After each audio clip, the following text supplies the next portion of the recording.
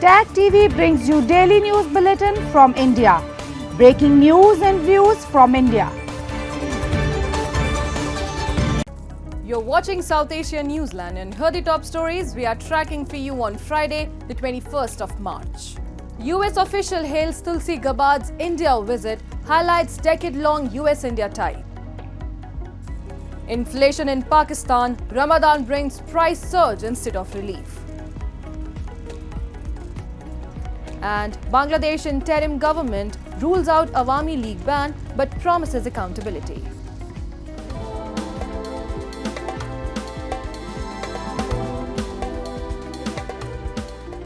And now for all the details. A spokesman from the US Office of the Director of National Intelligence confirmed that Tulsi Gabbard's recent meetings in India focused on intelligence sharing, defense, counter-terrorism and transnational threats.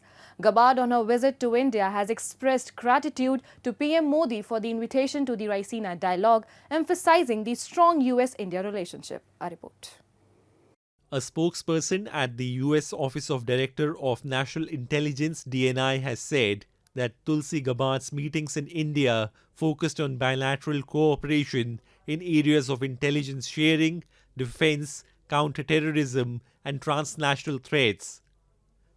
The spokesperson further said that Gabbard's visit to New Delhi highlighted the decades-long strong US-India relationship that is bolstered by the leadership of and friendship between Prime Minister Narendra Modi and President Donald Trump. Gabbard thanked Prime Minister Narendra Modi for inviting her to the Raisina dialogue. She noted that the ties between the two nations have been strong for decades. The India-US relationship has grown stronger in recent years with increased collaboration in defense, trade, technology and counter-terrorism. Both nations share democratic values and strategic interests, making their partnership crucial for regional stability and global security. And amid the Islamic holy month of Ramadan, many in Pakistan's Karachi are feeling the severe pinch of inflation, with prices of essential goods skyrocketing instead of declining. A report. Markets across Pakistan's Karachi are witnessing an unprecedented surge in prices of food and other essential commodities, making it difficult for residents to manage daily expenses. Citizens complain that instead of receiving relief during Islamic holy month of Ramadan, they are being burdened further. बताएं ना कौन सी सस्ती है, कौन सी चीज़ सस्ती? आग लगी हुई, हर जगह आग लगी हुई। अच्छा सर, बाहर ममालिक में रमज़ान में कीमतें कम होती हैं, हमारे ममालिक में कीमतें कम। हम मुसलमान हैं ना, हम मुसलमान हैं, हम पहले से छुरियाँ तेज़ रखते हैं। हम छुरियाँ तेज़ रखते हैं, रमज़ान आ रहे हैं, ज़िबा करेंगे।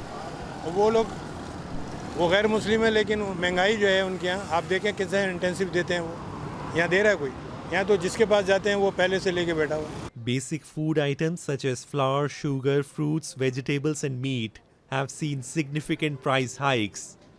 Many families already struggling with financial instability are now forced to cut down on their Ramadan essentials. महंगाई तो हुई है, सबके लिए हुई, और क्या बताऊं, जो खास तनख्वाहदार हैं उनका तो बहुत बुरा हाल है।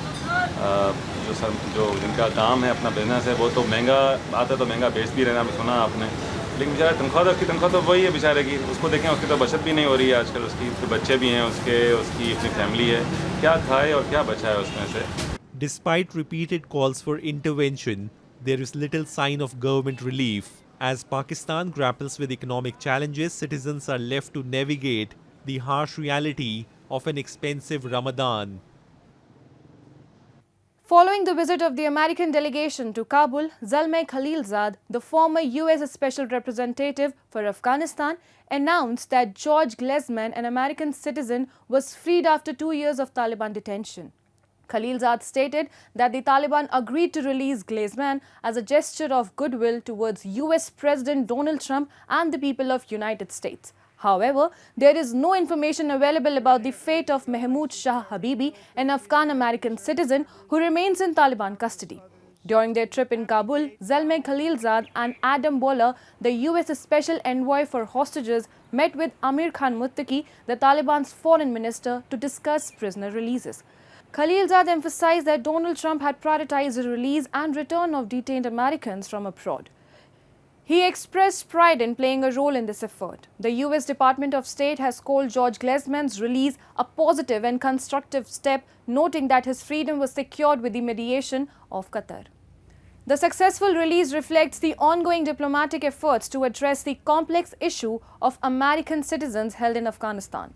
While this marks a positive development, the situation of other detainees remains uncertain.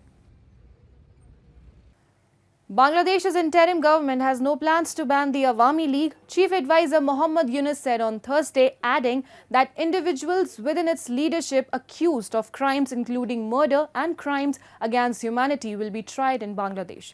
In a statement, the press wing of Yunus' office said the remarks were made during a meeting with the delegation from the International Crisis Group led by its president Comfort Euro.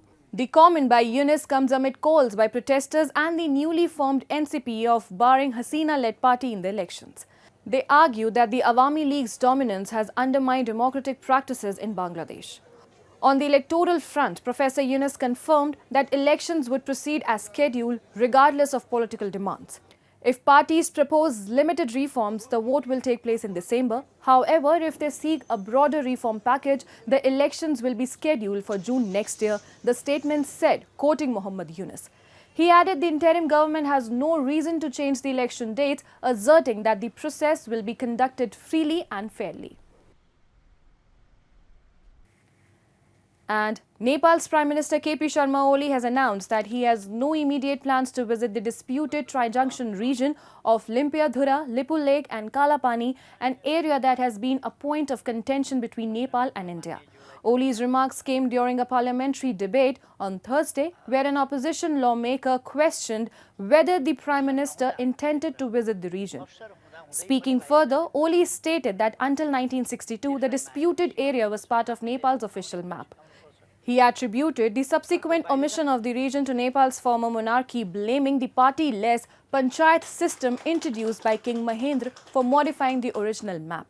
Notably, during his previous term as Prime Minister in 2020, Oli issued a new map that included the Indian territories of Limpiadhura, Lipul Lake and Kalapani, which was incorporated into Nepal's constitution through an amendment. New Delhi rejected the revised map, calling it an artificial enlargement of claims that was not based on historical facts or evidence and therefore untenable. यो कुरा 1962 सम्म त्यो भूभाग नेपालकै अधीनमा थियो र नेपालको नक्सा पनि तदनुसार नै थियो र तदनुसार जस्तो अहिलेको नक्सा छ त्यही बमोजिम नै पहिले पनि थियो 62 भन्दा अघि त्यसपछि नेपालको नक्सा किन फेरियो कसले फेर्यो कसको सरकार थियो कस्तो व्यवस्था थियो कसको व्यवस्था थियो मान्यजीलाई याद होला भन्ने म Sri Lanka could face losses of up to $1.23 billion if it loses its generalized scheme of preferences plus trade benefits with the European Union, a new study by the Institute of Policy Studies has showed.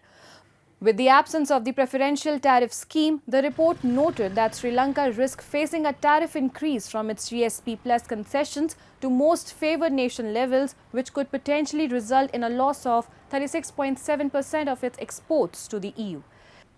It is worrying as it will dwindle Sri Lanka's export value while impeding the diversification of its export product basket toward products with high technology content, the report said.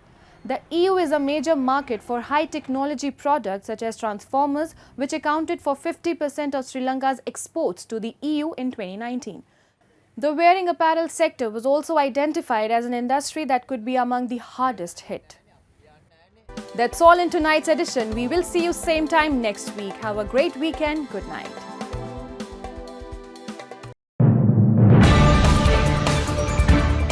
Tag TV brings you daily news bulletin from India. Breaking news and views from India.